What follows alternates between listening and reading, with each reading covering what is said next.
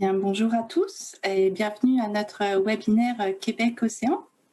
Donc sans plus attendre, aujourd'hui Québec Océan est très heureux d'accueillir Alexandre Normando de la Commission géologique du Canada en Nouvelle-Écosse. Alexandre est titulaire d'un doctorat de l'Université Laval et il a aussi fait un postdoctorat à l'Université Queen's. Depuis 5 ans, il travaille au sein du groupe de géosciences de l'environnement marin de la Commission géologique du Canada pour le volet atlantique. Alexandre s'intéresse principalement aux déclencheurs et à la fréquence des géorisques marins, comme les glissements de terrain sous-marins et les courants de turbidité qui peuvent endommager les infrastructures sous-marines. Ces recherches le mènent à travailler aussi bien à l'est du Canada que dans l'Arctique canadien. Donc, sans plus attendre, je te laisse la parole, Alexandre. Parfait, merci beaucoup. Merci de l'invitation. Donc oui, mon nom est Alexandre Normando, je travaille à la Commission géologique du Canada. Puis aujourd'hui, je vais vous présenter un peu des recherches qu'on a faites dans les dernières années dans la baie de Baffin. Comme Astrid l'a mentionné, on travaille beaucoup, en fait, à la Commission géologique, on travaille sur toutes les côtes au Canada, mais les recherches de mon côté se sont principalement concentrées ici dans l'Est canadien et dans l'Arctique canadien. Donc aujourd'hui, je présente les résultats de recherche qui présentent le rôle de la cryosphère dans la génération des géorisques marins arctiques. Donc juste avant de commencer, juste présenter un peu ce que c'est la Commission géologique pour ceux qui ne le savent pas. Donc, la Commission géologique du Canada, on est une division de Ressources naturelles Canada. Puis la CGC, c'est la plus vieille institution scientifique au pays, donc fondée en 1842, si je ne me trompe pas, donc avant même la fondation du Canada. Puis à la base, c'était principalement pour la cartographie géologique, pour pouvoir construire des infrastructures, mais aussi trouver des minéraux pour la prospérité du Canada. Puis, avec le temps, ça s'est transformé. Puis, on continue toujours à faire la cartographie régionale du sous-sol, donc des roches, mais on travaille aussi sur les changements climatiques, l'érosion côtière. On travaille beaucoup sur les risques naturels, donc les tremblements de terre. Puis, nous, ici, à la Commission géologique en Atlantique, on travaille principalement sur la géologie marine. Donc, que ce soit sur les risques naturels sous-marins, donc les géorisques marins, ou encore sur le transport sédimentaire ou n'importe quoi qui pourrait être utilisé par des décideurs publics pour manager le fond marin. Donc, aujourd'hui, la CGC, la principale organisation géoscientifique au Canada, on a des bureaux à travers le Canada, donc il y a un bureau à Québec avec l'INRS, mais on a aussi des bureaux à Vancouver, à Sydney, en Colombie-Britannique, et Calgary et Ottawa, évidemment.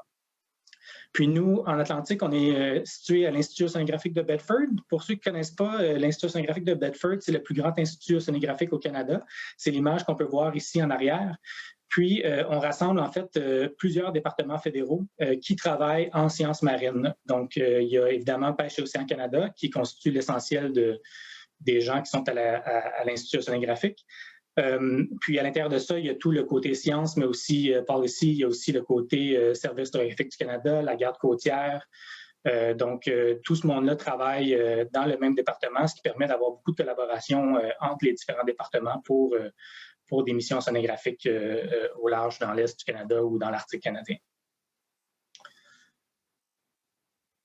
Donc, avant de présenter aussi là, les études de cas que je vais montrer sur le rôle de la cryosphère, je vais juste montrer, être sûr qu'on est tous sur la même page sur ce que c'est que les géorisques marins, pour qu'ensuite tout le monde puisse bien comprendre là, la présentation après. Donc, les géorisques marins, la définition de Ressources naturelles Canada, c'est des conditions géologiques du plancher océanique ou dans les couches de sédiments sous-jacentes, lesquelles, si elles ne sont pas reconnues, pourraient causer des événements dangereux ou catastrophiques accompagnés de risques pour la vie et pour les infrastructures. Je vais présenter des exemples juste un peu après de ces géorisques marins-là, puis comment est-ce qu'ils peuvent être un risque pour les infrastructures ou même pour la vie humaine. Donc, les grandes raisons pourquoi on étudie ces géorisques-là. Donc, la connaissance scientifique de la gravité et de la fréquence de ces géorisques marins-là permet de réduire les risques aux communautés, aux infrastructures et à l'environnement. Et c'est vraiment ces deux trucs-là sur lesquels j'essaie de focusser dans mes recherches, sur la gravité des géorisques marins, mais aussi sur la fréquence, parce que la fréquence est évidemment super importante pour pouvoir prédire le genre d'événements qu'on pourrait entrevoir dans le futur. Puis à RNCAN, à la Commission géologique, on fournit les preuves scientifiques des dangers géologiques afin d'améliorer la sécurité publique, puis d'éclairer la prise de décision concernant la mise en valeur des ressources naturelles.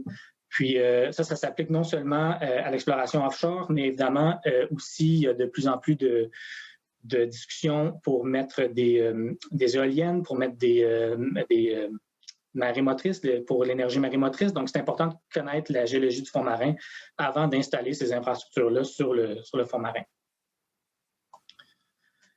Donc, parmi les géorisques marins, juste quelques exemples de différents géorisques qu'on observe dans l'Est du Canada et dans l'Arctique. Un des principaux, en fait, surtout pour l'exploration au large de Terre-Neuve, c'est l'affouillement d'iceberg. L'affouillement d'iceberg, c'est un processus qui se produit lorsque la glace flottante dérive dans des zones moins profondes, puis que la quille de l'iceberg dérive, puis va toucher le fond marin, puis va produire des cicatrices longues et étroites. Donc, c'est ce qu'on peut voir dans l'image ici. L'image ici a été prise dans le Chenal Laurentien, entre le Cap-Breton et Terre-Neuve. Puis, toutes les cicatrices, toutes les lignes que vous pouvez voir ici ont été causées par des icebergs. Là, dans ce cas-ci, il y a à peu près 14 000, 15 000 ans. Mais au large de Terre-Neuve, évidemment, là où il y a les icebergs qui dérivent de la baie de Baffin, c'est un risque qui est plus important pour les infrastructures offshore parce que ça a encore lieu aujourd'hui, là où les icebergs vont frotter le fond marin. Puis, s'il y a des câbles ou des pipelines, par exemple, ben, ça devient un peu un danger. Donc, il y a beaucoup d'ingénierie qui est faite pour protéger ces infrastructures-là au large de Terre-Neuve. Un autre géorisque est associé aux tempêtes. Donc, les courants qui sont induits par les tempêtes sur les plateaux continentaux peuvent augmenter considérablement les contraintes de cisaillement qui vont transporter aussi beaucoup de sédiments qui peuvent enfouir des infrastructures, qui peuvent briser des infrastructures sur le fond marin. Donc ici, c'est un exemple sur Browns Bank, donc qui est ici au large de Terre-Neuve, où on peut voir les grandes dunes comme ça avec des plus petites dunes qui chevauchent les plus grandes. Puis ça ici, on sait, on a des différentes bathymétries qui montrent que ces dunes-là bougent avec les tempêtes, avec les courants tidaux également. Donc, ce genre de tempête-là peut mener à la migration des dunes, qui ensuite est un danger pour toute infrastructure. Puis, un des exemples plutôt récents que vous avez sûrement entendu parler il y a quelques années, où pendant une tempête, les îles de la Madeleine ont été bloquées de communication avec la terre ferme parce qu'il y a un câble sous l'eau, si je ne me trompe pas, c'est dans la zone proximale qui a brisé. Et donc, il n'y avait plus de communication entre les îles de la Madeleine et la terre ferme. La seule communication qui restait, c'était via satellite. Donc, il y a beaucoup de câbles sous-marins comme ça sous l'eau qui transitent l'information entre les différents pays. Ensuite, un de ceux sur lesquels je me spécialise plus particulièrement, c'est les glissements de terrain sous-marins. Donc, ici, on a une image d'un glissement de terrain. Ça, c'est dans un fjord dans l'Arctique canadien. Donc, on peut voir juste ici. Puis, ce n'est pas à l'échelle, c'est vraiment quelque chose de plus artistique pour que vous puissiez bien comprendre l'aspect 3D de ces glissements de terrain-là. Donc, vous pouvez voir la cicatrice ici du glissement et le dépôt ici à la base. Et on peut en voir d'autres ici là, sur la pente là, avec une cicatrice ici avec un petit dépôt là. Donc, les glissements de terrain sont l'un des principaux agents par lesquels les sédiments sont transférés du plateau continental ou de la pente continentale vers l'océan profond.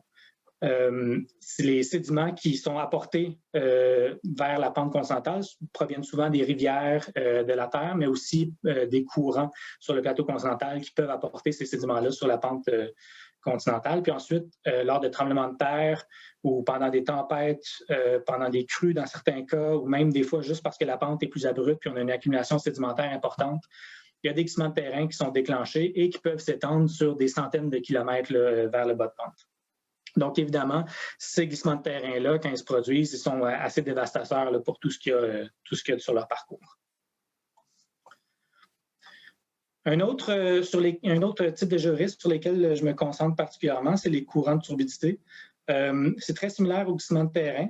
Donc, en fait, souvent, c'est la continuité des glissements de terrain. Quand le glissement de terrain se désagrège, il devient un peu plus dilué. Ça crée une espèce d'avalanche sous-marine sous l'eau. Puis, je vais montrer un exemple de ça juste après.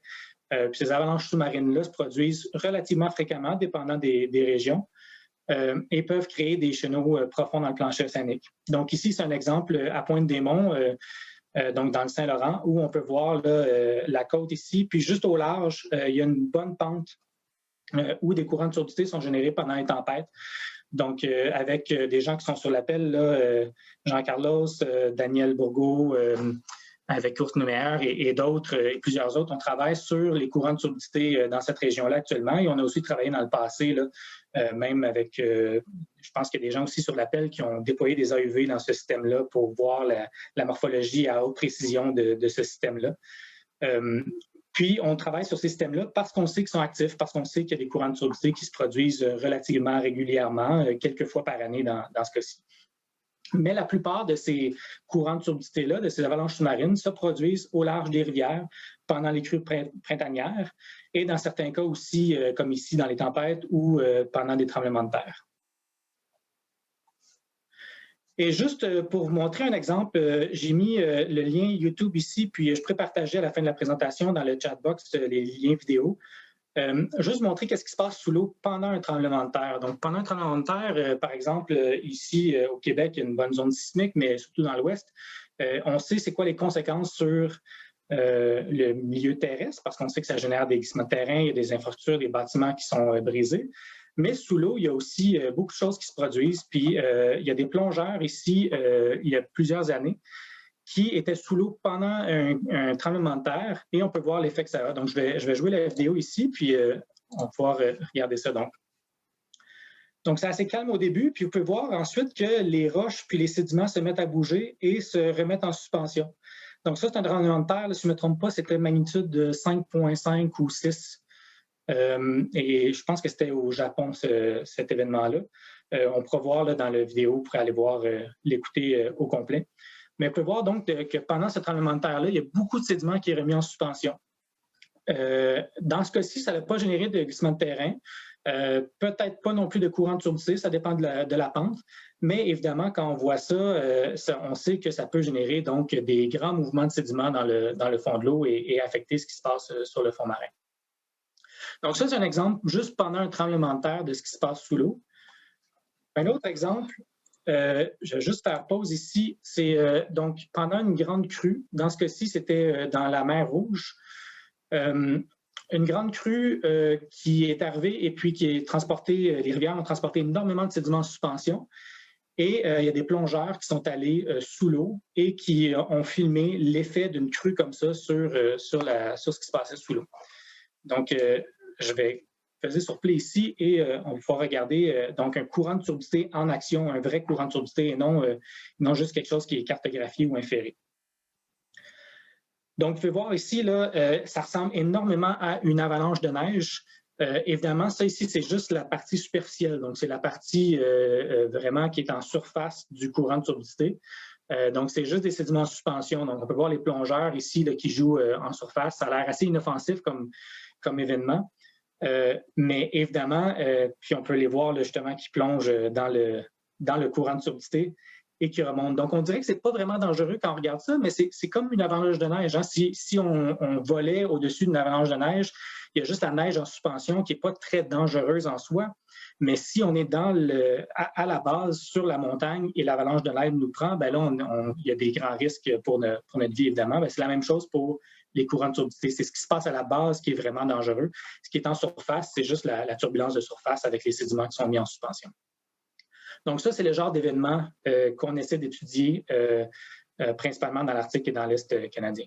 Et dans l'Ouest aussi, mais avec des collègues à la Commission géologique Pacifique. Une des grandes raisons pour qu'on étudie ça aussi, c'est à cause de la génération de tsunamis. Pour ceux qui ne connaissent pas cet événement-là, le tsunami de 1929 qui était au large de Terre-Neuve a été assez dévastateur. Donc, il y a eu un tremblement de terre de magnitude 7,2 le 18 novembre, si je ne me trompe pas, 1929. Puis ce tremblement de terre-là a généré un glissement de terrain, un énorme glissement de terrain sous-marin qui s'est étendu sur des centaines de kilomètres. Et comment on sait que ça a créé un glissement de terrain à ce moment-là, en 1929? C'est qu'il y avait des câbles de communication qui ont été brisés de façon séquentielle à mesure que le glissement de terrain évoluait sous l'eau. Ce glissement de terrain-là, par le déplacement de la masse assez important, a aussi généré un tsunami qu'on peut voir ici. Là, ça, c'est la modélisation en bas à droite du tsunami. Donc, en rouge, c'est maximum surface elevation, donc de la vague, si on veut, du tsunami, qui est venu frapper la péninsule de Burin, qui est juste ici. Et c'est ce qu'on peut voir ici. Et on peut voir là en rouge les dommages importants qui ont été faits à la péninsule de Burin ici, et en jaune des dommages un peu moins importants. Mais ce tsunami-là a tué 28 personnes à Terre-Neuve. Donc la vague, et c'est ce qu'on peut voir là, ici avec des maisons qui se sont retrouvées dans l'eau. Donc, tué 28 personnes, et c'est à cause de ce tremblement de terre-là qui a généré un glissement de terrain. Le tremblement de terre en soi, on ne pense pas qu'il a été si dangereux, dans le sens que ce n'est pas lui qui aurait généré le tsunami, mais vraiment le déplacement de masse du glissement de terrain sous l'eau aurait, lui, généré le tsunami qui aurait tué 28 personnes. Donc, il s'agit du tsunami le plus meurtrier de l'histoire. Quand on parle de tsunami, de tremblement de terre, on pense souvent à la côte ouest, avec raison, c'est là où il y en a le plus. Mais des événements rares comme celui-là en 1929, quand ils se produisent ici, ils peuvent être assez dévastateurs. Donc, pour les infrastructures sous-marines aussi, c'est important. C'est pas, il y a évidemment pour le risque pour la population, mais il y a aussi un grand réseau de câbles de télécommunications qui est sous l'eau et qui transite entre l'Europe, l'Afrique et l'Amérique. Et ces câbles-là sont très importants, soit pour les finances, même pour les vidéos qu'on regarde sur YouTube ou sur Netflix. Tout ça transite via ces câbles sous-marins-là. Donc, quand ces câbles-là brisent, évidemment que ça peut causer des problèmes. Et juste à titre d'exemple, il y a eu en Afrique il y a plusieurs années maintenant, en 2018 en fait, il y a eu un pays qui a été mis offline pour 2 jours après qu'un câble sous-marin comme ça a été brisé. Maintenant, la plupart des câbles sous-marins ne sont pas brisés à cause de géorisques marins. La plupart des câbles sont brisés à cause d'erreurs humaines, donc soit les pêches, le dragage dans le fond de l'eau, des trucs comme ça. Mais il y a un pourcentage, là, si je ne me trompe pas, c'est entre 5 et 10 là, des dommages qui sont créés par soit des courants de turbidité ou des glissements de terrain qui se produisent sous l'eau. Des fois, on ne sait juste pas c'est quoi la cause, puis on peut inférer donc que c'est probablement relié à un certain risque naturel sous-marin quelconque. Donc, ces câbles sous-marins-là sont très importants. On peut voir ici là, que ça, c'est les principaux câbles qui traversent les continents. Mais ici, dans l'est du Canada, on a plusieurs câbles là, qui partent de Halifax ou de la région d'Halifax et qui vont vers des infrastructures sous-marines sous l'eau ailleurs ou qui vont vers d'autres continents. Tous les câbles qu'on voit ici qui sont plus pâles, ça, c'est des câbles qui sont encore là, mais qui sont inactifs aujourd'hui. Puis il y a des câbles aussi qui relient Terre-Neuve à ici en Nouvelle-Écosse. Donc, il y a beaucoup de ces câbles-là et donc, quand ils sont brisés, c'est important de connaître c'est quoi leur cause et dans certains cas, ça peut être les géorisques marins. Donc, tout ça pour dire qu'il y a beaucoup de phénomènes qui jouent ensemble sous l'eau et qui peuvent mener à des bris d'infrastructures. Et cette image-là est un peu complexe dans le sens où il y a beaucoup de choses qui se produisent. Il y a même des éruptions volcaniques qui peuvent aller sous l'eau. On pense à Hawaï, par exemple, où ça s'est produit en 2018 également. Sur le shelf, donc sur le plateau continental, il y a aussi des éoliennes. Évidemment, il y a des infrastructures pétrolières. On connaît tous des infrastructures au large de Terre-Neuve, mais dans le golfe du Mexique également. Il y a des câbles sous-marins. Et ensuite, il y a ces événements-là, donc les courants de turbidité qui vont dans les chenaux, des glissements de terrain, comme on voit ici, qui peuvent interagir avec ces infrastructures-là, et d'autres phénomènes dont je n'ai pas discuté, qui ne sont pas le jeu de la présentation, mais du fluide qui s'échappe dans la colonne d'eau aussi par le fond marin, qui vont aussi générer des instabilités dans le fond marin. Donc, cette image-là résume juste bien tous les phénomènes qui interagissent ensemble dans le fond marin, qu'on ne voit pas nécessairement parce que c'est tout sous l'eau. Donc maintenant, les géorisques marins en domaine glaciaire, ce qui est vraiment sur quoi j'ai essayé de me concentrer dans les dernières années. Une des raisons pour lesquelles on a essayé de comprendre un peu plus ce qui se passe dans l'Arctique, c'est qu'il y avait en anglais Strategic Environmental Assessment, dans la baie de Baffin pour l'exploration pétrolière. Donc, il y a eu un moratoire. Et donc, le gouvernement fédéral voulait comprendre tous les risques associés à l'exploration dans la baie de Baffin. Donc, dans ce processus-là, on a fait beaucoup de recherches sur les géorisques marins de notre côté. Évidemment, il y a plein de recherches sur d'autres choses aussi, mais de notre côté, on se concentrait sur les géorisques marins pour voir s'il y avait des problèmes dans la baie de Baffin. Donc, avec l'accélération des changements climatiques dans le nord, ça mène à une fonte des glaciers. Ici, c'est un exemple de Southwind. Donc, on voit un glacier ici dans le fond de Southwind où le glacier recule avec le temps. Et cette réduction-là du couvert de glace va mener évidemment à beaucoup de modifications des processus côtiers et aussi, dans certains cas, à une augmentation du niveau marin relatif. Quoique dans l'Arctique, dans certains cas, on a une diminution du niveau marin relatif, mais d'autres endroits, on a une augmentation. Un des phénomènes qu'on connaît le plus à cause de l'érosion, à cause des changements climatiques, c'est l'érosion côtière. Donc, évidemment, quand on regarde dans l'ouest de l'Arctique, ce qu'on voit le plus, c'est l'érosion qui est assez frappante, principalement en raison des changements climatiques et de la fonte, le dégel du pergélisol, donc, comme on peut voir ici. Mais dans d'autres régions, comme par exemple au Groenland, ce qu'on voit, ce n'est pas une érosion côtière, mais plutôt une progradation de la côte. Puis ça ici, c'est une super belle étude de Bedingson et al. En 2017, où ils ont montré qu'en fait, la fonte des glaciers du Groenland menait à une progradation des deltas, donc que la côte n'érodait pas, mais plutôt avançait parce qu'on avait une énorme quantité de sédiments qui étaient générés par la fonte des glaciers. Maintenant, ce que cette étude-là n'a pas pu démontrer, puis c'est là où moi, en tant que géoscientifique marin, je m'intéressais, c'est qu'est-ce qui se passe sous l'eau pendant cette progradation-là. Donc, c'est quoi les modifications qui se passent dans le fond marin lors de cette progradation-là et comment est-ce que ça influence les géorisques marins. Et c'est là qu'on a mis en place une étude où on a regardé un peu ce qui se passe tout le long de la côte de Baffin, qui était une côte un peu similaire au Groenland et où, grâce à ArcticNet et à Amundsen Science, il y a énormément de données bathymétriques qui ont été collectées dans les 2 dernières décennies. Donc, je vais présenter cette étude-là qui est quand même, on a publié ça en 2019, donc c'est pas super récent, mais ça jette bien les bases pour la suite de la présentation qui va s'attarder à un cas précis. Donc, ça ici, c'est le fjord de Pangnirtung, une image de 2019. Puis, c'est une super belle image de drone, mais ça, c'est l'image que tous les gens ont quand ils regardent un fjord. C'est un delta comme ça qui avance, les glaciers en arrière-plan. Mais qu'est-ce qui se passe sous l'eau? C'est l'image qu'on a de la misère à voir. Donc, en collectant des données bathymétriques, on est capable de voir ce qui se passe sur le front des deltas. Et dans ce cas-ci, de voir ce qui ressemble là, ici à des pseudo-dunes. Donc, toutes ces espèces de marches d'escalier-là. Le terme plus technique, c'est des cyclic steps, mais dans le cadre de la présentation, je vais juste appeler ça des pseudo-dunes pour être plus simple. Mais ces pseudo-dunes-là, on sait qu'ils sont créés par des courants de turbidité. Donc, surtout au large des rivières comme ça, c'est clair, la littérature est claire en ce sens-là, où c'est des courants de turbidité qui génèrent ces formes de terrain-là.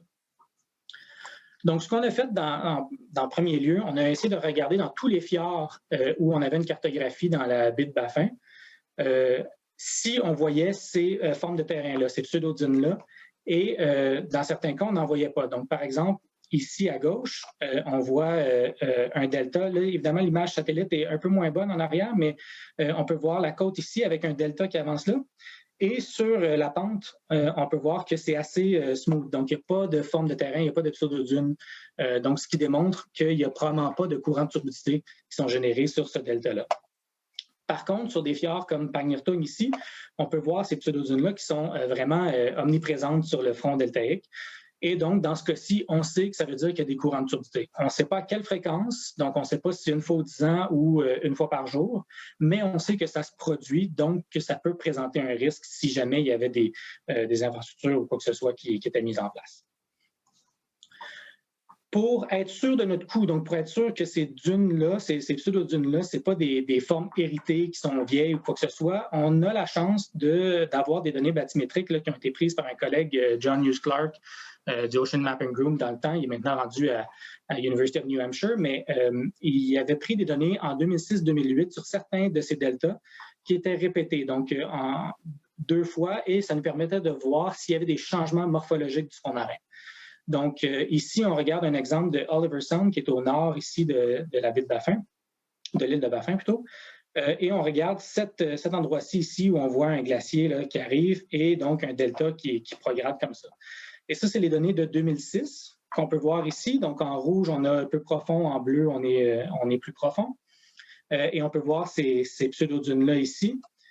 Et quand on regarde les données de 2008, on peut voir qu'il y a eu certains changements. Donc, je vais juste revenir en arrière, regarder comme il faut ici. C'est un fond qui est relativement plat, où il ne se passe pas grand-chose.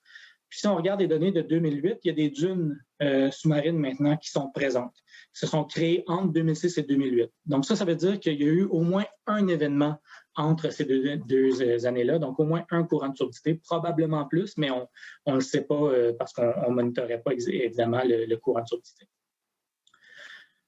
Puis ensuite, grâce à ces 2 bathymétries-là, ce qu'on peut faire, c'est simplement comparer la différence d'élévation. Donc, on prend la différence de l'élévation de 2006, on la compare avec l'élévation de 2008 et on peut voir s'il y a eu une accumulation sédimentaire ou de l'érosion sédimentaire sur le delta. Donc, dans ce cas-ci, quand on fait cette analyse simple, on peut voir qu'en blanc ici, il y a eu une accumulation sédimentaire jusqu'à environ 4 mètres là, dans cette région-là et on peut voir qu'il y a eu de l'érosion dans les chenaux le long de la pente deltaïque. Donc ça, et on a quelques exemples de ça, on n'en a pas beaucoup, mais on a quelques exemples qui nous permettaient donc de dire que oui, quand on voit ces pseudo-dunes-là, ça montre qu'il y a des courants de turbidité qui sont présents une fois de temps en temps. Donc maintenant, ce qu'on voulait comprendre, c'est comment est-ce qu'on peut prédire où ces courants de turbidité-là se produisent. Et quels sont les facteurs qui les produisent. Et pour ça, on a eu recours à une analyse de bassin versant. Donc, on a essayé d'aller voir dans les bassins versants qu'est-ce qui se passe qui pourrait expliquer cette présence de courant de turbidité-là. Donc, ici, un exemple d'image satellitaire du fjord de Pangnirtung. Donc, la première chose qu'on a faite, c'est qu'on a créé des bassins versants pour tous les deltas où on avait des données bathymétriques. Donc, on avait 35 deltas comme ça, 35 deltas où on avait des données bathymétriques. Ce qu'on a fait, c'est qu'ensuite, on a extrait la superficie des glaciers dans le bassin versant. Donc, comme on peut voir ici, dans ce cas-ci, c'est 40% environ de superficie du bassin versant qui est couvert par la glace. On a ensuite aussi regardé la vélocité des glaciers, voir si la vélocité des glaciers, qui peut être un peu un proxy pour l'érosion glaciaire, puis donc la production de sédiments. On a aussi regardé les rivières. Bon, évidemment, on n'a pas de rivières qui sont monitorées dans l'Arctique. Donc, ce qu'on a fait à la place, c'est qu'on a pris une classification très simple de Strahler, puis plus le chiffre est élevé, plus le débit est supposément plus élevé. Donc, ça permet quand même de mettre en relation un peu la grosseur de la rivière, voir si une rivière est plus grosse, est-ce qu'elle a plus de chances de générer un courant de turbidité ou non. On a aussi regardé la superficie des lacs et en fait, ces lacs-là, ce qui nous ont plus servi à faire, c'est de voir s'il y avait un effet de trappage des sédiments dans ces lacs-là. Donc, on peut créer des sous-bassins versants. Donc, par exemple, avec les 2 lacs qu'on peut voir ici, si on ignore tout ce qui se passe dans ces sous-bassins versants-là et qu'on regarde uniquement ce qui a une connexion directe vers le fjord, on peut ensuite reprendre toutes ces statistiques-là de vélocité des glaciers, superficie des glaciers et tout pour voir si le trappage des sédiments dans les lacs a une influence ou non. Donc, les résultats, ce que ça nous a permis de montrer, c'est qu'en fait, quand on regarde la superficie des bassins versants, ça a très peu d'influence, ou en tout cas, on n'a pas vu d'influence significative. Donc, c'est ça qu'on peut voir ici dans le graphique, là, où on a en bleu ici, c'est l'exemple ici où on a des courants de turbidité actifs. Donc, TC, c'est pour Turbidity Current, donc courant de turbidité actif. Et en rouge, c'est pour les deltas où on avait des courants de turbidité qui étaient inactifs. Ce qu'on peut voir, c'est que peu importe la grosseur du bassin versant, ça n'avait pas vraiment d'influence sur la présence ou non de ces pseudo-dunes-là, donc sur la présence des courants de turbidité. Quand on regarde la classification des rivières, celle-là, on pensait qu'elle aurait une influence parce que plus une rivière a un débit élevé ou est plus grosse, plus on penserait qu'il y a un potentiel d'érosion et donc qu'il apporte plus de sédiments qui peuvent générer des courants de turbidité. Ce qu'on a vu, c'est que ce n'est pas le cas. Bon, ici, c'est évidemment juste une classification des rivières. On n'a pas le débit juste, donc c'est à prendre avec un certain bémol, mais ça démontre quand même que la classification des rivières ici ne semblait pas avoir une influence principale sur la présence de courants de turbidité. Ensuite, quand on regarde à la superficie totale des glaciers dans les bassins versants, là, on peut voir qu'il y a une différence significative entre les deux. On peut voir que les deltas où on a des courants de turbidité ont généralement une superficie de glacier plus importante que les deltas où on n'a pas de courant de turbidité, qui généralement ont une superficie moins importante ou pas de glacier du tout. Maintenant, ça ici, ça ne prend pas en considération, quand on regarde la superficie totale, ça ne prend pas en considération la grosseur du bassin versant. Donc, on peut avoir un bassin versant qui est immense avec une superficie relative moindre par rapport à un autre bassin versant qui est plus petit, qui, lui, aurait une superficie relative de glacier plus importante. Donc, on s'est intéressé aussi au pourcentage de glaciers ou de la superficie des glaciers dans le bassin versant. Et là, on peut voir que la différence est significative également et que la différence est un peu plus importante aussi entre les deux. Puis le pourcentage de superficie de glacier nous donne plus une indication de la proximité probablement des glaciers au delta en soi. Parce que plus on a un pourcentage de glace qui est élevé, plus il y a de chances que les glaciers soient plus proches du delta, donc que la source de sédiments soit plus proche. Maintenant, ce qui est intéressant, c'est que si on prend ce pourcentage de glaciers-là dans un bassin versant, et qu'on le regarde, donc ça c'est exactement la même donnée qu'avant, et qu'on le met en relation avec les sous-bassins versants. Donc on enlève, comme on peut voir ici, tout ce qui est trappé par les lacs. On peut voir que la différence est encore plus significative. Donc dans des cas où on avait des courants de turbidité inactifs, mais avec un pourcentage de glace qui était assez élevé, quand on enlève toute la glace qui était trappée dans des sous-bassins versants où il y avait des lacs, on voit qu'il y a pratiquement plus de glace dans les sous-bassins versants où on a des deltas actifs ou des courants de turbidité actifs. Donc, ça démontre vraiment l'influence ici des lacs comme trappage de sédiments. Donc, grâce à ça, ce qui est intéressant aussi, c'est que ça, évidemment, c'est une vue un peu statique du fond marin. Donc, c'est seulement une image bathymétrique et une position de la glace par bassin versant, mais parce qu'on a différents bassins versants avec plusieurs stades de déglaciation différents, on est capable de mettre ces résultats-là dans un contexte temporel. Donc, on peut voir ici, là, dans l'image satellitaire, un exemple où on a un glacier qui est assez proche du delta, avec un autre où le glacier est un peu plus loin, où on a plusieurs lacs qui coupent le transit sédimentaire. Donc, ce cadre temporel-là nous permet ensuite de vraiment avoir une meilleure idée de qu'est-ce qui se passe pendant un recul d'un glacier. Et c'est ce qu'on a essayé de mettre ici dans ce petit graphique-là. Donc, ce qu'on peut voir ici, c'est l'apport sédimentaire qui est plus important vers le haut, moins important vers le bas, et le temps ici sur l'axe des abscisses. Et donc, en 1 ici, c'est pendant la déglaciation. Donc, on a un exemple ici où le glacier est en contact quasiment avec le fjord. Là, on est très près. Donc, il n'y a pas de lac, il n'y a rien. Le sédiment est produit, est apporté directement vers la rivière, vers le fjord. Donc, on génère des courants de turbidité à ce moment-là. À mesure que le glacier recule et qu'on forme des lacs proglaciaires qui peuvent être générés par plusieurs processus, ces lacs proglaciaires-là trappent les sédiments. Et c'est ça qu'on peut voir ici là, par le trappage des sédiments par un lac ici, ce qui diminue donc l'apport sédimentaire vers les fjords.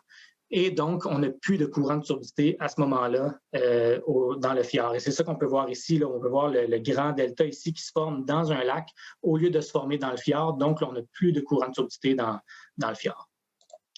Mais ces lacs-là, comme on peut voir, peuvent se remplir. Et quand ils se remplissent, bien là, on remet une connexion directe entre le fjord et le glacier, ce qui permet donc aux sédiments de revenir. Donc ça, c'est important parce que ça veut dire que quand on voit des changements dans le transport sédimentaire, dans les carottes de sédiments, par exemple, ce n'est pas nécessairement un changement climatique, ce n'est pas nécessairement parce qu'il y a une période froide ou une période chaude, ça peut être simplement relié à la formation de lacs proglaciaires dans le bassin versant. Donc, c'est hyper important de connaître ces concepts-là avant de pouvoir interpréter des changements climatiques dans le passé à travers des sédiments marins comme ceux-ci. Et juste pour vous donner un exemple, le remplissage de lacs peut se faire très rapidement dans certains cas. Ici, c'est des images de 1984 à 2016. Puis on peut voir là, le lac ici qui se remplit rapidement et le delta éventuellement peut se rendre jusque dans le fjord. Ça nous permet ensuite de produire des cartes de prédiction de où ces courants de turbidité-là se produisent. Je ne passerai pas trop de temps là-dessus parce que j'ai d'autres choses à couvrir, mais dans le fond, en rouge, c'est peu de chances qu'il y ait des courants de surdité et en vert, plus de chances qu'il y ait des courants de surdité. Et ça, c'est important parce que, évidemment, si on est pour mettre des infrastructures sous-marines, c'est important de connaître où se produisent ces phénomènes-là. Maintenant, il y a des grandes limites à cette étude-là. On montre la distribution potentielle des courants de surdité au large de Baffin, mais une des limitations, c'est qu'on a une absence de cartographie dans la plupart des fjords de Baffin. Donc, vous pouvez voir ici, là, ça, c'est les données qui existent jusqu'à présent. Donc, oui, on fait une prédiction, mais est-ce que notre prédiction est vraie ou non? Est-ce qu'elle est vraie dans 90% des cas ou dans 60% des cas? On ne le sait pas parce qu'on n'a pas cette cartographie-là dans la plupart des fjords. Ensuite de ça, ça ne prend pas en considération les glissements de terrain ou les courants de surdité qui sont non associés aux rivières. Et on sait qu'il y en a beaucoup des glissements de terrain et des courants de surdité qui sont non associés aux rivières. Donc, il y a toute une panoplie de géorisques marins ici qu'on ne prend pas en considération, dans cette étude-là. Et une autre chose, c'est que cette étude-là ne permet pas vraiment de comprendre la fréquence et l'ensemble des processus qui mènent aux géorisques marins.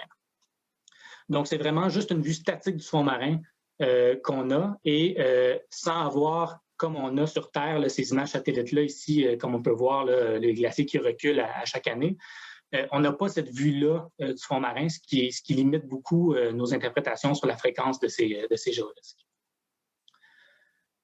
Donc, pour ça, on a décidé de faire une étude très précise dans le fjord de Southwind pour étudier le système en 4D, donc pour étudier la composante temporelle aussi, non seulement juste voir la bathymétrie, mais l'étudier dans le temps pour vraiment voir c'est quoi l'effet réel de la cryosphère sur les géorisques marins. Donc, Southwind est situé juste ici, dans Cumberland Peninsula, donc dans le sud de la baie de Baffin. Puis, on a pris au cours des années plusieurs différents bateaux, donc la Munson dans les années 2013-2014 avec des collègues avant, je n'étais pas là à ce moment-là, mais plus récemment en 2018 avec le Hudson, qui est le bateau qui est notre bateau scientifique ici sur la côte Est, et aussi un bateau du gouvernement du Nunavut qui s'appelle le Nulliahook, un plus petit bateau. Et on est allé plusieurs fois dans ce fjord-là pour prendre différentes données. Donc, ça, c'est le fjord de Southwind ici. Et ce qu'on peut voir, c'est qu'il y a beaucoup de glissements de terrain et un grand chenal ici. Et c'est la raison pour laquelle on est allé là. C'est parce qu'on voyait que c'était dynamique. Donc, on s'est dit, si on veut comprendre les processus qui mènent à la formation de ces géorisques-là, c'est le fjord parfait pour le faire. Donc, ce qu'on a fait, c'est qu'on a fait plusieurs levées multifaisceaux, donc de bathymétrie multifaisceaux à travers les années 2013, 2014, 2018 et 2019. Ensuite de ça, on a pris plusieurs carottes de sédiments. C'est certains des points qu'on peut voir là en vert, orange et jaune, qui sont des carottes de sédiments qu'on a pris dans le fond de l'eau pour comprendre la récurrence de ces événements-là dans le passé et aussi pour les propriétés géotechniques des sédiments. Et enfin, là, je ne présenterai pas des résultats de ça parce que le mouillage est encore dans l'eau, malheureusement. Il faut aller le récupérer cette année, mais on a aussi un mouillage pour la courantométrie qui va couvrir les années septembre 2019 à septembre 2020. On en avait déployé un aussi avant, mais on a eu des petits problèmes techniques avec ce mouillage-là qui n'a pas repéré exactement ce qu'on cherchait, mais qui est quand même utile pour d'autres choses. Donc, le résultat majeur de cette expérience-là jusqu'à présent, c'est la découverte d'un nouveau glissement de terrain dans le fjord. Donc, ici, à gauche, c'est la localisation là, du fjord de Southwind, là, du delta. Et juste ici, la figure 2, c'est ce qu'on voit ici à droite.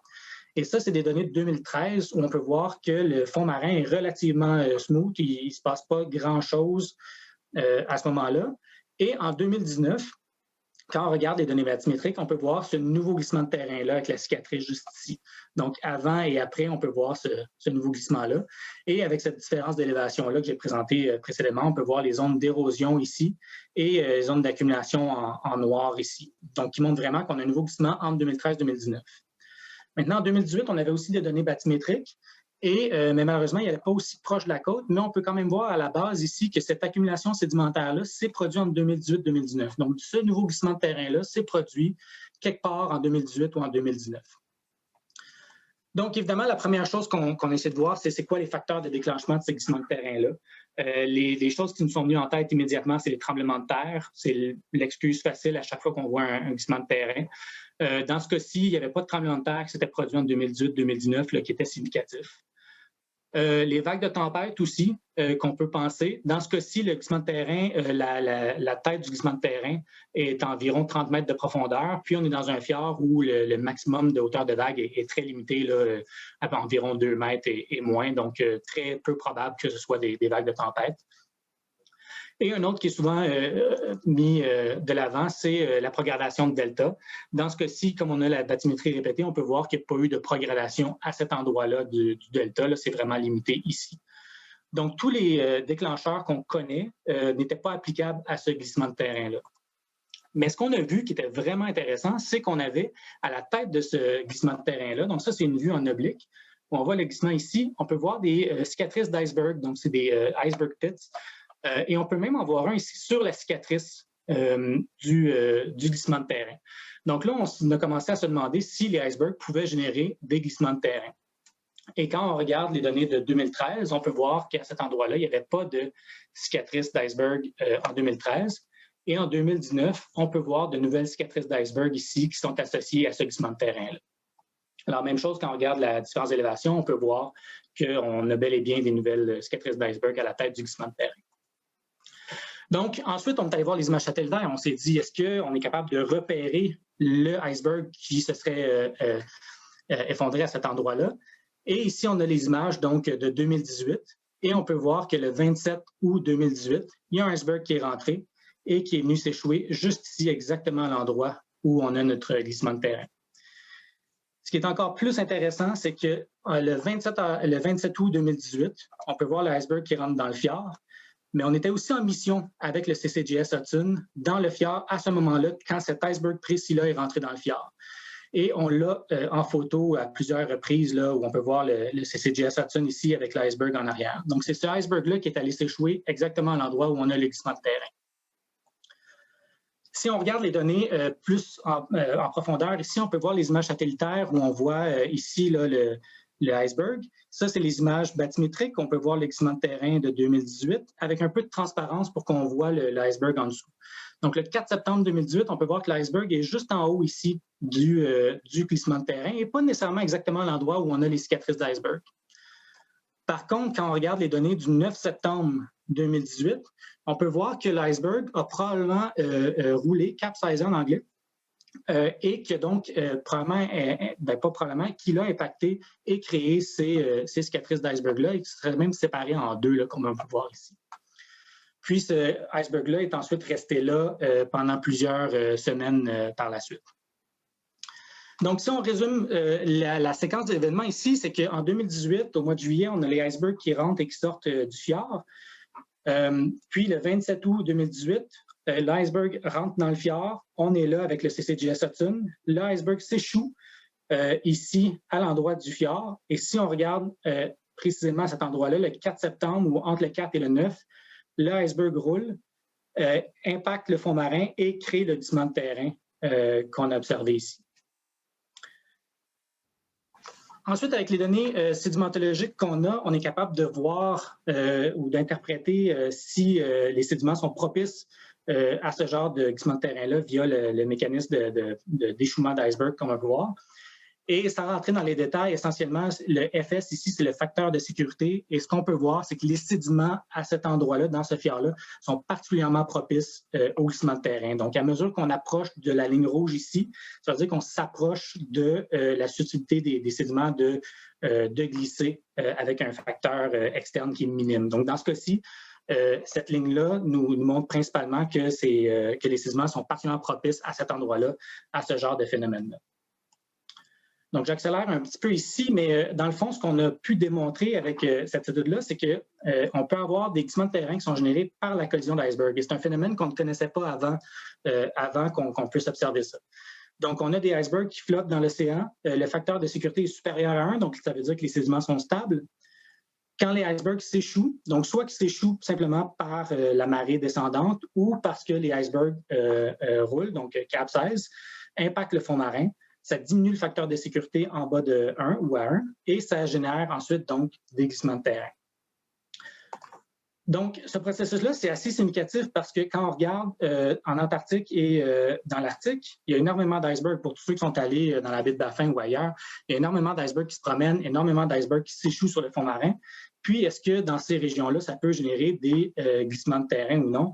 On voit que maintenant, oui, c'est possible si les conditions le permettent. Donc, par exemple, les sédiments, il faut qu'ils aient certaines propriétés géotechniques qui permettent cette instabilité-là. Et on a pu aussi aller ensuite voir plusieurs autres endroits dans l'Arctique et ailleurs pour essayer de voir s'il n'y a pas d'autres glissements de terrain qui auraient pu être générés par des icebergs comme ça. Et ça, c'est un exemple pas loin de Pond Inlet, dans Eclipse Sound, où on peut voir des glissements de terrain associés à beaucoup de cicatrices d'iceberg ici là, sur la pente. Donc, c'est très possible ici que les icebergs frappent la pente et génèrent ces glissements de terrain-là qu'on peut voir. Sur les pentes continentales aussi, on pense que ça peut arriver. Ça ici, c'est au large de la Nouvelle-Écosse, c'est ce qu'on peut voir ici. Donc, on voit une série de glissements de terrain, plusieurs kilomètres de longueur, là, dans les dizaines de kilomètres de longueur, 1-2 kilomètres de largeur dans la plupart des cas. Et ce qu'on peut voir, c'est qu'ils sont pour la plupart associés à des cicatrices d'iceberg également sur la pente. Donc, à ce moment-là, ça, dans ce cas-ci, c'était probablement pendant la déglaciation, donc il y a 20 000 ans environ, où on peut avoir des grandes décharges glaciaires là, du vêlage de glaciers d'iceberg qui pouvaient frapper le fond marin et créer ces glissements de terrain-là qui sont beaucoup plus importants et qui peuvent ensuite descendre la pente continentale à des milliers de mètres de profondeur. Et juste pour terminer sur ça ici, ce qu'on peut voir aussi, c'est que certaines de ces cicatrices d'iceberg-là sont très profondes. Donc, dans ce cas-ci, un exemple précis de cicatrice d'iceberg ici, c'est 8 mètres de profondeur.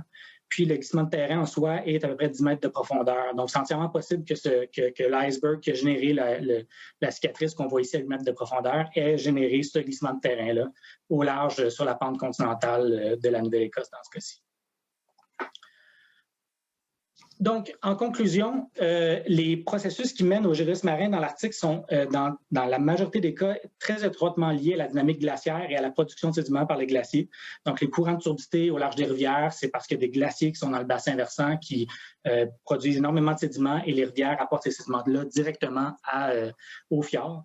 Mais le patron de retrait glaciaire, lui, par la formation de lacs proglaciaires puis le trappage de sédiments-là, va vraiment influencer la génération des courants de turbidité.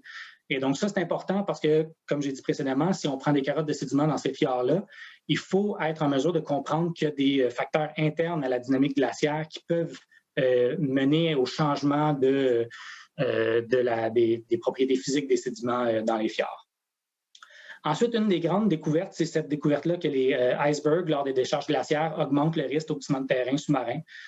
C'était une source de risque qu'on ne connaissait pas jusqu'à récemment, là, que ça pouvait créer des glissements de terrain comme ça.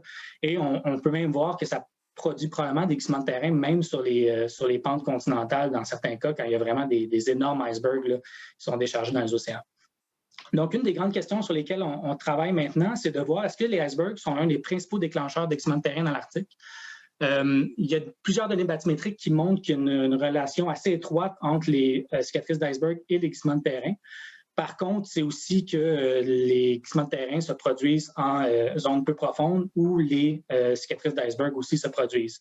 Donc, il n'y a pas vraiment une cause à effet nécessairement partout où on voit ces phénomènes-là. Mais ça reste à étudier parce qu'on étudie beaucoup les tremblements de terre comme source de glissement de terrain dans l'Arctique, mais pour l'instant, on n'a pas encore identifié un seul glissement de terrain associé à un tremblement de terre, alors qu'on en a au moins un ici généré par des icebergs et avec plein d'autres indications bathymétriques à tout le moins qui montrent qu'il y a une relation entre les cicatrices d'iceberg et les glissements de terrain. Donc, pour finir, j'aimerais juste remercier tous les participants de ces différentes missions-là sur l'Amundsen, sur le Noliac et sur le Hudson, mais aussi les partenaires financiers de ce projet-là, dont le gouvernement du Nunavut, qui était très important là, pour pouvoir faire ces missions-là. Relations couronne autochtone et Affaires du Nord-Canada, qui a financé une majeure partie des recherches dans le South Windfjord. Et évidemment, ArcticNet, qui, sans les données bathymétriques prises par ArcticNet au cours des années, il n'y a rien de tout ça qui aurait pu être possible. Et Ressources naturelles Canada, qui évidemment finance une majeure partie de ces recherches-là aussi à travers la Commission géologique. Merci beaucoup. Bien, merci beaucoup, Alexandre. C'était très intéressant comme présentation. Est-ce qu'il y a des questions? Donc, vous pouvez allumer directement vos caméras ou lever la main, puis je peux vous inviter à poser directement votre question à Alexandre. Jean-Carlos. Salut Alexandre. Salut. Beaucoup pour cette présentation. En fait, je me demande, j'aimerais bien avoir ton avis pour nos amis biologistes qui travaillent proche des glaciers, là, si les glissements de terrain avaient une influence sur la productivité. Est-ce que tu penses que ces remobilisations de sédiments-là ont un impact en fait, sur la productivité dans la colonne d'eau, par exemple? Bien, il y a des études qui montrent dans les canyons, les canyons sur les pentes continentales où c'est le cas, donc glissement de terrain ou courant de surdité, qui vont avoir un impact parce que ça amène de l'eau de surface vers les plus grandes profondeurs. Donc, ça apporte des nutriments, ça apporte de l'oxygène, etc. Donc, oui, c'est entièrement possible. Maintenant, moi, je ne me suis pas attardé à cette question-là encore. On regarde, comme tu sais, cette question-là dans le Saint-Laurent.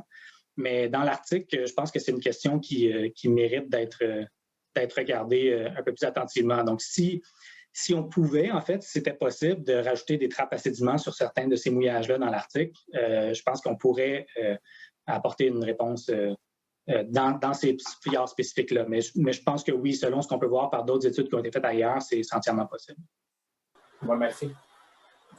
Est-ce qu'il y a d'autres projets d'études dans plus haut dans l'Arctique? Parce que là, tu as montré essentiellement un exemple au niveau de la baie de Baffin, mais est-ce que plus, mettons, vers la mer de Beaufort, est-ce qu'il y aurait, ou la mer des Tchouks, est-ce qu'il y aurait d'autres programmes aussi qui seront lancés ou qui existent déjà pour voir si les icebergs seraient à l'origine d'autres glissements de terrain?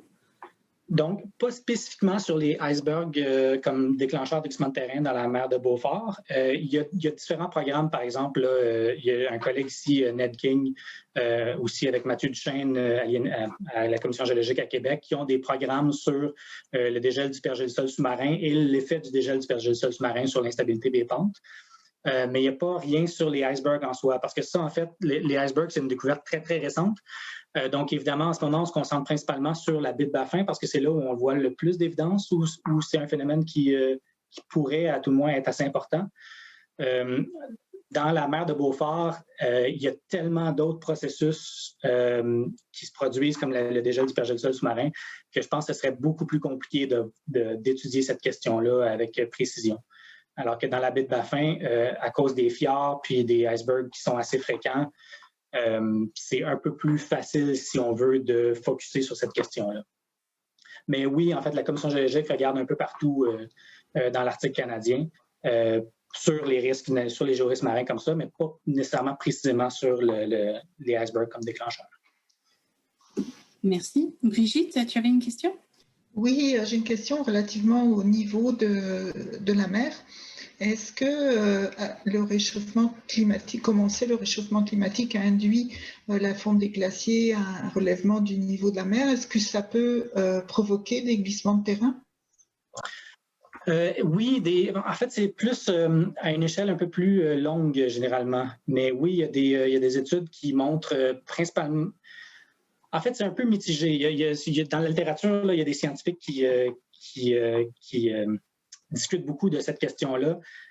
Mais oui, il y a des gens qui disent que c'est très possible que l'augmentation, la diminution du niveau de la mer va changer la pression interstitielle dans les sédiments et créer, ou en fait mener à des facteurs qui préconditionnent au glissement de terrain. Donc, c'est possible. Dans ce cas-ci, à l'échelle à laquelle nous, on étudie les glissements de terrain, donc principalement sur les derniers centenaires, on ne voit pas d'indication que les changements du niveau marin actuels qu'on voit sont des déclencheurs, mais ils peuvent préconditionner les sédiments au déclenchement des glissements de terrain. OK, merci. On a une question de Jean-François Bernier de l'Université Laval dans le chat. Est-ce que le type de déclencheur semble avoir une influence sur la magnitude du glissement? Probablement, oui. Tout ce qui est généré par les icebergs, ou en tout cas ce qu'on pense qui est généré par les icebergs actuellement, c'est des glissements de terrain qui sont relativement petits par rapport à des grands glissements de terrain comme l'événement de 1929, par exemple. L'événement de 1929 ou même un autre qu'on a cartographié au large de la Nouvelle-Écosse, c'est des centaines de kilomètres de grosseur. C'est 3 fois la grosseur de l'île du Prince-Édouard là, qui est devenue instable tout d'un coup. Donc, ces grands glissements-là sont probablement plus générés par des tremblements de terre. Tout ce qui est généré par les icebergs, évidemment, un iceberg, c'est assez local quand ça frappe le fond marin, donc ça va déstabiliser assez localement le fond marin. Mais comme on a pu voir sur la pente continentale, où on est où on a des bonnes évidences, on pense que ça peut être généré par des icebergs, ça peut s'étendre sur des dizaines de kilomètres. Donc, c'est quand même significatif. Ce n'est pas des gros événements comme 1929 ou Storegga, pour ceux qui connaissent Storegga, mais c'est quand même des événements qui peuvent être significatifs. Bien, donc merci Jean-Carlos. Oui, tu as encore une question? Oui, en fait, je vais montrer une carte dans laquelle on voyait les Nunavut avec des câbles sous-marins. Connais-tu en fait quelles zones prioritaires le gouvernement prévoit déployer ce type de câbles? Quelles recommandations pourrais-tu nous donner en fait sur des zones qu'on pourrait travailler davantage pour donner des réponses plus directes au gouvernement? Oui, donc en ce moment, il y a un projet qui est actuellement à l'étude et qui est en cours, qui est pas identifié sur cette carte-là, mais qui veut relier Nuuk au Groenland à Iqaluit et Kimmirut ici. Donc ça, présentement, c'est étudié à l'interne au gouvernement de pouvoir relier par des câbles sous-marins, puis on a vu ça dans les médias aussi. Donc, à court terme, si on veut, c'est cette route-là qui est la plus importante, si on veut. Mais ensuite, tout ce qu'on voit ici, c'est des projets qui ne sont pas encore... Il faudrait que je regarde, là, ça fait longtemps que je présente cette carte-là, peut-être que ça a changé depuis, mais qui présentement sont encore simplement en discussion, qui n'ont pas encore lieu. Mais évidemment, pour les communautés, c'est une des priorités, c'est d'être relié par des câbles pour avoir un meilleur accès à Internet. C'est une limitation dans les communautés nordiques. Okay, merci. Est-ce que... Meryl, vas-y. Oui, bonjour Alex, merci pour ta présentation. Je voulais savoir un petit peu si les volumes induits par le volume de glissement induit par les icebergs qui était susceptible de déclencher des tsunamis, et est-ce qu'il y avait des projets dans tous ces fjords pour étudier un peu le lien entre les glissements sous-marins et les tsunamis et le risque que ça peut engendrer sur les populations locales? Oui, donc c'est quelque chose sur lequel on veut travailler. On n'a encore rien fait là-dessus. On n'a encore rien fait là-dessus principalement parce que le seul exemple qu'on a, qui est monitoré, que j'ai présenté, c'est un volume de sédiments qui est assez petit. Donc lui-même, le glissement de terrain n'aurait pas généré de tsunami, c'est sûr. Mais par contre, l'iceberg qui, lui, capsize, qui roule sur lui-même, ça peut très bien générer un tsunami local qui peut être relativement important s'il y avait du monde sur la côte, là. Donc, tout ça pour dire qu'on ne l'a pas encore fait à cause de ce site-là, mais là, j'ai un collègue, Robbie Bennett, qui, lui, vient de compléter une cartographie complète des glissements de terrain dans les fjords de l'île de Baffin, donc tous ceux qu'on voit sur l'image ici. Puis, un début, c'est de voir justement combien de ces glissements de terrain-là peuvent être associés ou non à des icebergs ou à d'autres processus, et ensuite de voir si ça peut générer des tsunamis. Ensuite, il y a aussi d'autres processus, évidemment, qui génèrent des tsunamis. Puis quand on parle des tsunamis, souvent, on pense à l'événement au Groenland en 2017 où il y a eu un glissement de terrain terrestre qui est tombé dans l'eau dans un fjord. Il y a des collègues à Dalhousie là, avec qui on travaille on commence cette étude-là pour faire une cartographie des glissements terrestres qui peuvent tomber dans l'eau et générer des tsunamis. Donc oui, c'est en cours, mais on est encore à l'étape assez initiale là, de ces recherches-là. Ok, merci. Et penses-tu que les glissements, l'impact des icebergs pourrait provoquer des glissements sous-marins et qu'il pourrait y avoir une rétrogradation des cicatrices de glissement qui pourraient se prolonger à terre, ou bien c'est pas possible, mais est-ce que justement c'est un impact d'un iceberg sous l'eau pourrait se prolonger à terre et à terme pour déclencher un gros glissement subaérien? Si la réponse à ça, je pense que ce serait, on ne le sait pas, mais je ne verrais pas pourquoi ce ne serait pas le cas si les sédiments sont susceptibles là, sur la côte. Donc, dans les fjords, souvent, ce qu'on voit, c'est qu'il y a beaucoup de gros blocs sur la côte. Donc, j'imaginerais que le glissement de terrain arrêterait à cet endroit-là. Mais si on a les sédiments qui sont propices à la rétrogradation, je ne verrais pas pourquoi ce ne serait pas possible que le glissement de terrain généré par un iceberg puisse rétrogresser comme ça plus haut sur la pente et même en milieu côtier. Mais évidemment, là, ça, c'est que spéculatif. Là. Ça serait à regarder. Okay. J'aurais une dernière question aussi. C'est que souvent, on associe du coup, des glaciations à un rebond isostatique. Et ce rebond isostatique en générant des séismes, font un pic d'activité de glissement sous-marin. Donc, dans la littérature, on retrouve souvent ça. Et est-ce que finalement, à cela, on pourrait dire maintenant que l'effet des icebergs qui se détachent lors des déglaciations peut se surimposer au rebond isostatique et donc qui expliquerait encore plus pourquoi on a un pic de glissement sous-marin après une déglaciation? Oui, en fait, je n'ai pas mentionné ça, mais notre article sur ce sujet-là devrait sortir dans les prochaines semaines ou les prochains mois, mais c'est exactement ce qu'on dit en discussion, oui, que c'est entièrement possible. Puis en fait, c'est une des choses qu'on veut examiner dans les prochaines études reliées à ça, c'est quel est le rôle du rebond glacieux isostatique par rapport au iceberg. Puis, est-ce qu'il y a des time frames où on peut voir l'un plus que l'autre? Par exemple, on a une mission qui va être à bord du Ely au mois de septembre, où on va aller dans les fjords du Groenland pour d'autres choses, mais on va cartographier le fond marin aussi. Et ce qu'on veut voir, c'est est-ce que quand les glaciers sont très proches, quand on a des diamictons en place, est-ce qu'on peut générer des glissements de terrain via ces icebergs-là? Parce qu'on sait qu'au Groenland, il y a énormément d'icebergs qui frappent le fond marin tout le temps, et qui même dans certains cas peuvent créer des petits tremblements de terre. Ou est-ce qu'au contraire, on a besoin d'avoir un recul des glaciers, beaucoup de sédiments fins et grossiers qui s'accumulent dans les fjords, qui vont créer les conditions qui vont permettre à ce que les glissements de terrain puissent avoir lieu. Donc ça, c'est quelque chose sur quoi on travaille actuellement là, pour essayer de contraindre un peu plus le timing de ces événements-là. Mais donc oui, c'est complètement quelque chose qui peut overlapper, là, comme tu dis, qui peut engendrer encore plus de glissements de terrain pendant la déglaciation. Super, merci beaucoup. Est-ce qu'il y a d'autres questions? Oula, Brigitte?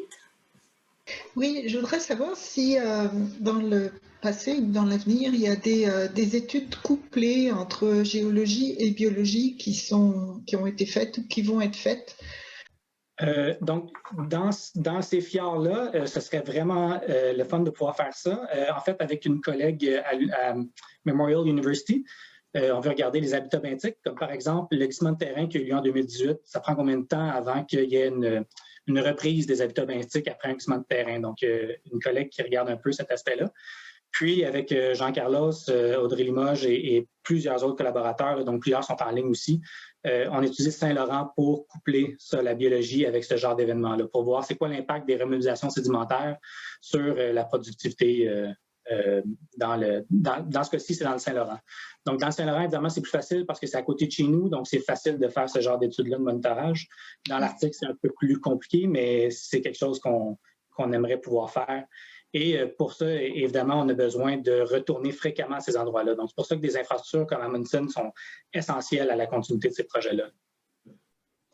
Justement, j'avais une autre question qui concernait les infrastructures ou les équipements de matériel à déployer ou des choses comme ça. Est-ce que le Canada est bien équipé par rapport aux autres pays ou est-ce qu'il y a des manques flagrants et est-ce qu'il faudrait faire des efforts particuliers pour mieux équiper le Canada? Donc, on est assez bien équipé. Quand on parle de ces technologies-là, juste ici au BIO, on a un nouveau centre qui va ouvrir dans les prochaines années qui s'appelle le FIMS, le Facilities for Intelligence Marine Systems. Puis, le but, ça va être de combiner toutes les infrastructures qu'on a ici au BIO avec la Défense nationale. On a plusieurs AUV, donc on a 3 AUV ici. Défense nationale, on a encore plus. On a des gliders, donc on est assez bien équipés. Un des problèmes, comme un peu partout, je pense, c'est la main-d'œuvre. C'est qu'il faut du monde avec l'expérience et l'expertise technique pour rouler ces instruments-là. Et c'est toujours ça qui est un peu difficile. Ici, à la Commission géologique, on est chanceux. On a vraiment une équipe technique qui est extraordinaire, mais on est quand même petit. Donc, quand on se compare avec le National Oceanographic Center en Angleterre, à Southampton, ils sont des dizaines sur des équipes technologiques où nous, on est seulement 4 ou 5. Donc, je pense que notre gros problème, c'est surtout au niveau de la main-d'œuvre pour rouler ces équipements-là. Mais en équipement, moi, je trouve qu'on est quand même relativement bien équipé. Mais il faut juste avoir les bonnes idées pour les utiliser, puis la main-d'œuvre pour pouvoir les utiliser comme on veut. Et ça, c'est peut-être quelque chose qui revient souvent aussi dans les discussions sur les bateaux. Là, c'est un des gros problèmes qu'on a, c'est l'accès aux bateaux. Donc, navires de recherche qui est le plus problématique. En termes d'infrastructure, d'équipement, on est relativement bien équipé, je dirais, mais en termes de navires de recherche, on a des croûtes à manger. OK. Puis pour la formation, c'est des gens qui font des formations très spécifiques ou c'est des formations d'électrotechniciens, mettons, ou d'ingénieurs en électronique? Oui, c'est beaucoup des ingénieurs en électronique. Chez nous, ici, on a beaucoup de gens qui ont travaillé dans l'industrie pendant plusieurs années sur des bateaux offshore qui viennent. Donc, c'est beaucoup des ingénieurs ou des techniciens en ingénierie marine qui travaillent avec nous, un peu comme à l'ISMER aussi, puis à l'Université Laval. Okay, merci. Est-ce qu'il y a aussi une implication des communautés locales dans des programmes, mettons, de surveillance d'événements de glissement de terrain ou de géorisques? Oui, en fait, pas spécifiquement à Southwind Fjord parce qu'on est un petit peu à l'extérieur. En fait, Southwind Fjord a vraiment été choisi parce que c'est un endroit qui avait le plus de chances d'être propice à ce genre d'événements-là. Mais pas nécessairement proche d'une communauté. La proche communauté qui est Kittarjuak, mais qui est quand même assez loin. À Pangnirtung, on essaie de faire ce genre d'études-là. Et à Pangnirtung, on essaie vraiment de combiner le terrestre au milieu marin. Donc, vraiment, les risques sur les pentes du fjord avec les risques qui se passent sous terre.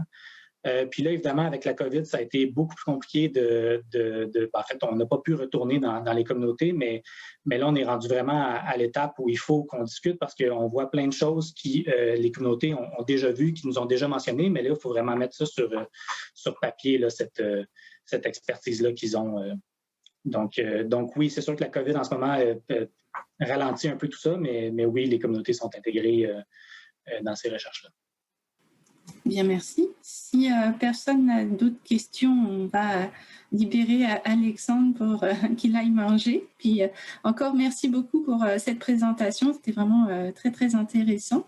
Et vous pourrez revoir la présentation d'Alexandre très prochainement sur notre chaîne YouTube et surveiller nos réseaux aussi pour nos prochains webinaires et ateliers. Une bonne journée à tout le monde. Merci.